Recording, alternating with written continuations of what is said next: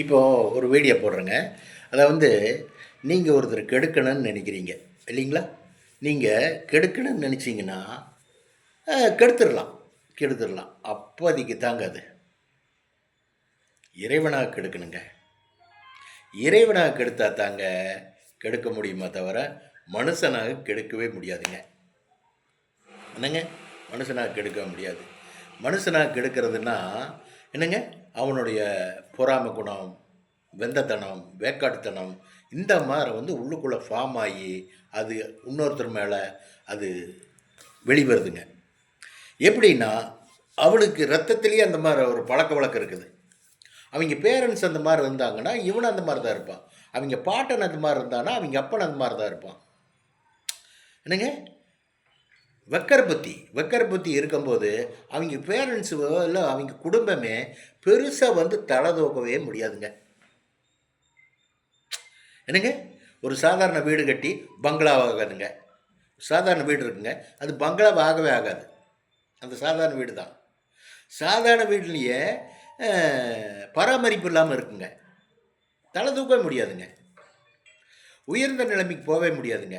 நம்ம குழந்தைகளை நல்லபடியாக வளர்த்துனா தானுங்க அடுத்த ஸ்டேஜுக்கு போகுங்க நம்ம வாழ்க்கை.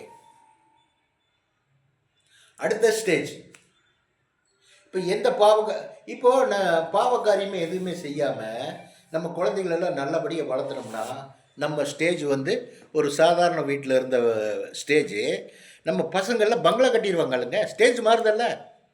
அப்போ நம்ம பேர குழந்தைகள்லாம் கவர்மெண்ட்டில் படிப்பாங்கள்ல, பொசிஷன் மாறுதல்ல. அப்போ ஜென்ரேஷனே வந்து மாறிடுச்சு. எதனால?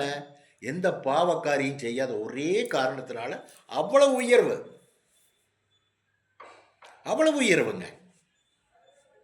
அவ்வளவு உயர்வு. நம்ம எந்த பாவம் செய்யாதனால அவ்வளவு உயர்வு. பாவத்தின் சம்பளம் வந்து அடித்து ஒடிச்சு நிறுத்தி போடுங்கன்னு சொல்ல வர்றேன். சத்திய நேர்மை தரும் பிரகாரம் நடக்கணுங்க, உண்மையாக இருக்கணுங்க. என்னங்க? இன்னொரு மானிடமோ இன்னொரு பொம்பளைகளை பார்த்தோ ஒரு இது வந்தோ பொம்பளை வந்து பொறாமைப்படக்கூடாதுங்க. பொறாமை வச்சுக்க கூடாது, பொறாமையெல்லாம் படக்கூடாதுங்க. அவங்க ஒரு நல்லா இருக்காங்கன்னா அவங்களுக்கு மேலே நம்ம நல்லா எடுக்க முயற்சி பண்ணணுங்க. அது கடவுள் கோவிச்சுக்கவே மாட்டார். அவங்க 1000 ரூபாய்க்கு ஒரு புடவை வாங்கி கட்டுறாங்களா, நீங்கள் 1500 ரூபாய்க்கு ஒரு புடவை கட்டுங்க. ஏன் அவங்கள பார்த்து அப்படி வேகுறீங்க?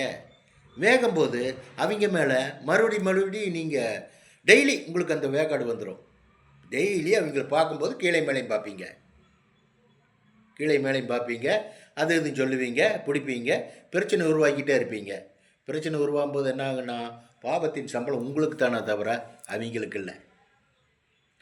மனுஷராக கெடுக்கவே முடியாதுங்க, யாரையுமே மனுஷராக கெடுக்கவே முடியாது. அந்த பாவ கணக்கு உங்கள் மேலே ஏறுன்னு சொல்ல வர்றேன். இறைவன் படித்த உயிருங்க, இறைவன் படித்த ஜனங்க, இறைவன் படித்த மனுஷருங்க.